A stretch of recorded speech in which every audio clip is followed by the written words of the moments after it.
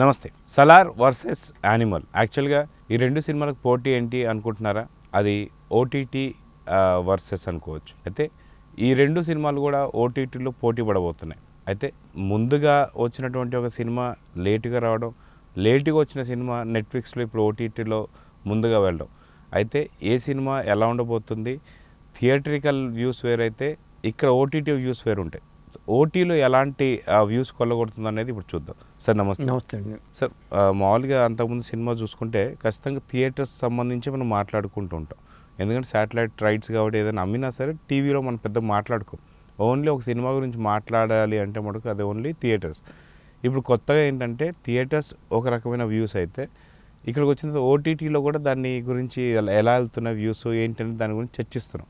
ఇప్పుడు అదే కోవలో చూసుకుంటే మనం యానిమల్ వర్సెస్ ఇక్కడ సలార్ వచ్చింది. దీన్ని ఎలా చూడాలంటారు? ఇప్పుడు ఏంటంటే ఇద్దరు హీరోల మధ్యన పోటీగా చూస్తున్నారు ఇది. ఎందుకంటే పోటీ పెరిగింది, సౌత్ వాళ్ళకి నార్త్ వాళ్ళకి పోటీ పెరిగింది. ఇప్పుడు కంపారిజన్ మొదలైంది. ఇదివరకు ఏంటంటే తెలుగు సినిమా తెలుగులోనే చూసుకునేవాళ్ళు, హిందీకి వెళ్ళే కాదు.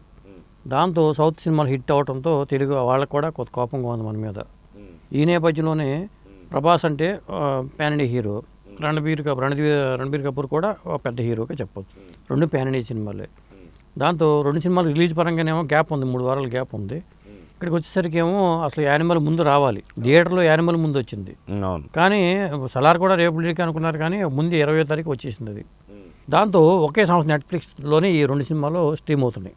ఇప్పుడు వ్యూస్ పరంగా ఏది ముందు ఉంటుంది అనేది ఒక కంపారిజన్ మొదలు కాబోతుంది. ఇట్లా ఒకేసారి దీంట్లో ఉన్నాయి కాబట్టి. పైగా సలార్కి ఏమో 100 కోట్లకి నెట్ఫ్లిక్స్ కొనుక్కుందని చెప్తున్నారు. యానిమల్కి ఎంతకు తీసుకుంది ఏంటి అనేది లేదు. మరి అవన్నీ బయటికి రాలా. అయితే సలార్ అయితే హిట్లుగా తెలుగు తమిళ్లో మాత్రం మంచి దూసుకుపోతూ ఉంది. కన్నడంలో 8వ ప్లేస్లోనూ, అట్లా తమిళ్లో మలయాళంలో ఒక స్థాయిలోనూ ఉంది సలార్కి వచ్చేసరికి. అయితే ఈ కోలో చూసుకుంటే సలార్ వచ్చేసరికి ఖచ్చితంగా ప్రభాస్ కాబట్టి దాన్ని ఖచ్చితంగా తెలుగు సినిమా లాగా చూడాల్సి వస్తుంది. యానిమల్ని తెలుగు సినిమా అనుకోవచ్చా లేదా బాలీవుడ్ సినిమా అనుకోవచ్చా? ఎందుకంటే హీరో వచ్చి బాలీవుడ్ హీరో అవుతుండొచ్చు, కానీ మొత్తం క్రెడిట్ అంతా కూడా మనకి సందీప్ వంగ తెలుగు డైరెక్టర్కి వచ్చింది. సో ఈ యానిమల్ సినిమా వచ్చేసరికి మనం తెలుగు సినిమా అనుకోవాలా లేదా దీన్ని బాలీవుడ్ మూవీ అనుకోవచ్చా? మనం ఈ బాలీవుడ్ తెలుగు అనుకునే బదులు పాన్ ఇండియా సినిమా అనుకోవడం బెటర్ అండి. కాకపోతే ఇంచుమించు రెండు సినిమాలు కలెక్ట్ చేసిన అమౌంట్ అయితే ఇంచుమించు దాదాపు దగ్గరగానే ఉన్నాయి. గతం చెప్పాలంటే యానిమల్లే ముందుందే అనుకో థియేటర్కి చూసుకుంటే. కానీ ఓటీటీ పరంగా చూసుకుంటేనేమో ఎక్కువ రేటుకి 100 కోట్లకి సలార్ అమ్ముడైంది. బాగా వ్యూస్ తెలిసిపోతాయి. మనకి థియేటర్లో వచ్చే లెక్కలో కరెక్ట్గా తెలియదు మనకి ఏ సినిమా ఎంత వసూలు చేసింది అనేది. వాళ్ళు ప్రకటిస్తూ ఉంటారు, వాళ్ళు మనం నమ్మాల్సిందే. సినిమా స్టార్టింగ్లోనేమో హైప్ చేసుకుంటూ రిలీజ్ చేస్తారు. అది 100 కోట్లు వస్తే 200 కోట్లు వసూలు చేసిందని చెప్తుంటారు. అంటే మైండ్ గేమ్ అనమాట. ఇది బాగా హిట్ అయిపోయిందని తెలిసి మనం సినిమా చూడాలనే ఉద్దేశంతో దొంగ ఫిగర్స్, దొంగ లెక్కలన్నీ బయటకు వస్తూ ఉంటాయి. ఓటీటీ పరంగా అలా కాదు, వ్యూస్ ఉంటాయి, వ్యూస్ కరెక్ట్గా తెలిసిపోతాయి ఏ సినిమాని ఎవరు ఎంతమంది చూస్తున్నారు అనేది. దాంతో వీళ్ళ సత్తా ఏంటనేది ఓటీటీలో తెలిసిపోద్ది. చాలామంది థియేటర్లో చూసిన వాళ్ళు ఓటీటీలో చూస్తారు. ఒక్కొక్కసారి థియేటర్కి వెళ్ళని వాళ్ళు మాత్రం ఫ్యామిలీ వాళ్ళు, ఇంట్లో వాళ్ళు చూస్తారు. అప్పుడు ఏ హీరోకి ఎంత రేంజ్ ఉంది, ఏ సినిమా ఎంత స్థాయి ఉంది అనేది కొంత అర్థం అవుతుంది. గతంగా చెప్పాలంటే క్రైటీరియాగా మనం ఓటీటీని తీసుకోవాల్సి ఉంటుంది వ్యూస్ పరంగా చూసుకుంటే. అవును. అయితే కొన్ని సినిమాలు మనకి థియేటర్లో బాగా ఆడతాయి, మళ్ళీ ఓటీటీలో కావచ్చు లేదంటే టీవీలోకి వచ్చేసరికి సరిగ్గా ఆడని సినిమాలు కొన్ని ఉంటాయి. కొన్ని సినిమాలు వచ్చేసి థియేటర్లో సరిగ్గా ఆడవు, కొన్ని సినిమాలు వచ్చేసి ఓటీటీలో కావచ్చు టీవీలో బాగా ఆడినటువంటి సందర్భాలు మనం చూస్తుంటాం. ఈ రెండింటికి సలార్కి కావచ్చు యానిమల్కి కావచ్చు అలాంటి డిఫరెన్సెస్ ఏమైనా ఉండే అవకాశం ఉందంటారా? ఖచ్చితంగా ఉంటుందండి. ఇప్పుడు పెద్ద సినిమాలు ఇప్పుడు మనం చిన్న థియేటర్లో చూడటం బెటర్ అండి. నేను అదే సజెస్ట్ చేస్తాను. ఓటీటీలో ఇప్పుడు 65 ఇంచెస్ టీవీ వచ్చింది, లేదా ఇంకా పెద్ద టీవీ ఉంది మా ఇంట్లో ఏకంగా ప్రొజెక్టర్ మీదే మనం స్క్రీన్ మీద వేసుకుంటున్నాం, హోమ్ థియేటర్ మాకు ఉంది అనుకుంటారు. కానీ ఉన్నా కానీ థియేటర్లో చూసిన ఎఫెక్టు ఎంత పెద్ద హోమ్ థియేటర్ ఉన్నా కానీ ఆ ఎఫెక్ట్ రాదు. ఎప్పుడైనా సరే పెద్ద 70mm స్క్రీన్స్ ఎందుకు ఉన్నాయి? ఒకప్పుడు 35mm చిన్న స్క్రీన్స్ ఉండేవి, తర్వాత 70mm అయినాయి. ఇప్పుడు ఐమాక్స్ ఉంది. ఐమాక్స్కి చాలామంది హనుమాన్ లాంటి సినిమాలు ఐమాక్స్కి వెళ్ళి చూస్తున్నారు, పెద్ద తెర మీద చూస్తున్నారు. అవును, అది ఇప్పుడు తేడా ఉంటుంది. ఇంకొకటి ఏంటంటే అసలు నేను అంటాను, ఈ కలెక్షన్స్ లెక్కలు వస్తూ ఉంటాయి బయటికి. ఈ సినిమా 200 కోట్లు, ఈ సినిమా 300 కోట్లు, 400 కోట్లు, 500 కోట్లు అని చెప్తూ ఉంటారు. ఇది టికెట్ రేటు పెంచుకుంటే ఒక అమౌంట్ పోగవుతుంది. దాని సినిమా హిట్కి ఎలా ముడి పెడతాం అనేది ఒక ఒపీనియన్.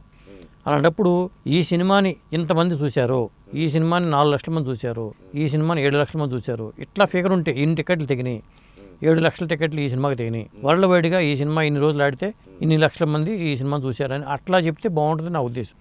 అది చెప్తే రేట్లు పెరిగినా మీకు ఇంకో 20 ఏళ్ళ తర్వాత 30 ఏళ్ళ తర్వాత ఉన్నా కానీ ఏ సినిమాకి ఎక్కువ హైయెస్ట్ రికార్డు ఉంది, 90 ఏళ్ళ తెలుగు సినిమా చరిత్రలో ఏది పెద్ద హిట్ అని చెప్పడానికి ఆవిష్కారం ఉంటుంది.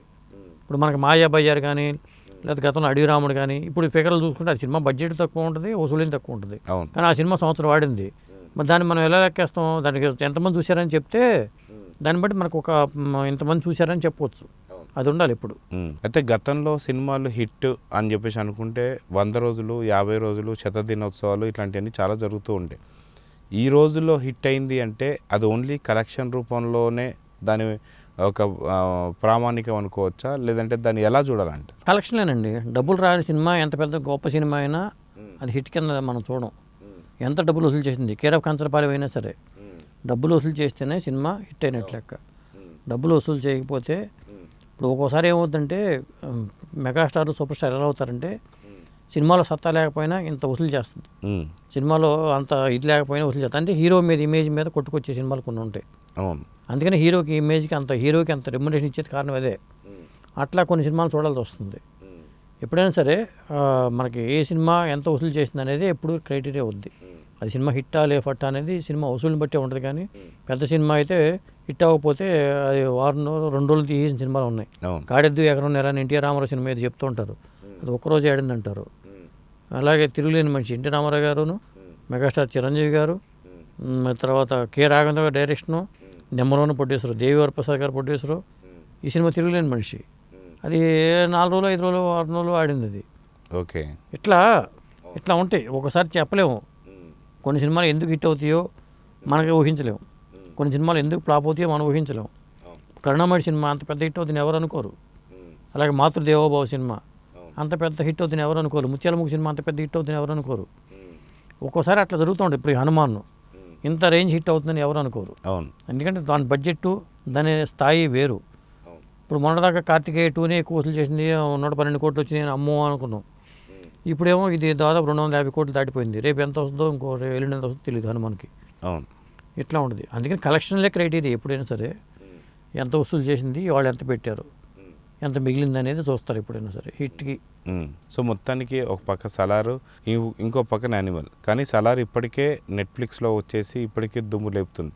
సో ఇక్కడ ఓటీటీ ప్లాట్ఫామ్కి వచ్చేసరికి యానిమల్ పరిస్థితి ఎలా ఉండబోద్ది అనుకోవచ్చు? అదే ఇప్పుడు ఏమవుతుందంటే ఒకే దాంట్లో 2 సినిమాలు ఉన్నాయి, ఏది ఎక్కువ చూస్తుంది, ఏది ర్యాంక్ ఎంత, ఇది పోటీగా చూస్తారు. ఇప్పుడు రణబీర్ కపూర్ క్రేజ్ ఉందా, ప్రభాస్ క్రేజ్ ఉందా, దేని రేంజ్ ఎంత అనేది ఇక్కడ అర్థమవుతుంది. కొన్ని సినిమాలు ఏమో ఓటీటీలో బాగుంటాయండి, కొన్ని సినిమాలు తెర మీద చూస్తేనే బాగుంటాయి. అదొకటి ఉంది. ఇప్పుడు సలార్ సినిమా లాంటిది చిన్న తెర మీద చూస్తే బాగోవు, తెలియదు అంత ఎక్కువ, కానీ సరే బాగా చూస్తున్నారు అది. అదే యానిమల్ సినిమా థియేటర్లోనే బాగుంటుంది, దీని మీద కూడా బాగుండొచ్చు, కథాపరంగా ఉంటుంది కాబట్టి ఓటీటీలో కూడా బాగుండొచ్చు. అలా చెప్పలేము. ఇప్పుడు నేను ప్రస్థానం అనే ఒక సినిమా వచ్చింది, సాయి కుమార్ శర్వానంద్ సినిమా. నేను థియేటర్లో చూడలే అప్పుడు, అది బుల్లి తెర మీద చూసి అరే ఇంత అద్భుతంగా ఉన్న సినిమా ఎలా మిస్ అయ్యాను అనుకున్నాను నేను. ఇట్లా ఉంటాయి, మన అంచనాలని మనం వేయలేము. అయితే రేపు ఈ సినిమా 20వ తారీఖు, ఇది 26వ తారీఖు. రేపు స్ట్రీమ్ అయిన తర్వాత వీటి జాతకం ఏంటంటే తెలిసిపోద్ది 10 రోజుల్లోనే ఎంతమంది చూస్తున్నారు ఏంటి అనేది. సో చూద్దాం సార్. మొత్తానికి 26వ తారీఖు కాబట్టి ఖచ్చితంగా దీని కలెక్షన్స్ కూడా ఎలా ఉంటాయో చూద్దాం మరి. సో ఇదండి మొత్తానికి సలార్ ఇప్పటికే ఓటీటీ ప్లాట్ఫామ్లో దుమ్ము లేపుతుందని చెప్పుకోవాలి. అదేవిధంగా యానిమల్ తన యొక్క పంజాని ఎలా విసురుతుంది అనేది చూడాలి మరి. Thank you.